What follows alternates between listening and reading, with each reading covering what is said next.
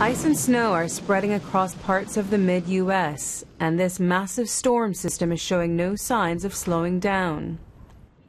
Blizzard warnings have been issued for Indiana, where residents are dealing with whiteout conditions and dangerous roads.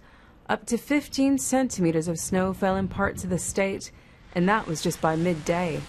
I like the snow, it's beautiful out here, but it's just too cold and the power's out, and I don't like it when the power's out.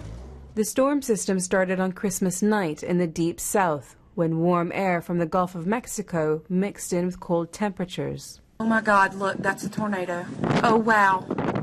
An estimated 34 tornadoes bore down on 4 states. More than 200,000 people have no electricity, and the governors of Mississippi and Alabama have both declared a state of emergency. Throughout the South, the devastation of the storm has been hard to bear. You can't tell it's our neighborhood. There's a house right there, and it's completely caved in. There's a church down the street, and unless the steeple was attached, you couldn't tell it was a church. Hundreds of flights have been cancelled, leaving holiday travelers little choice but to wait. How long will depend on where they're going.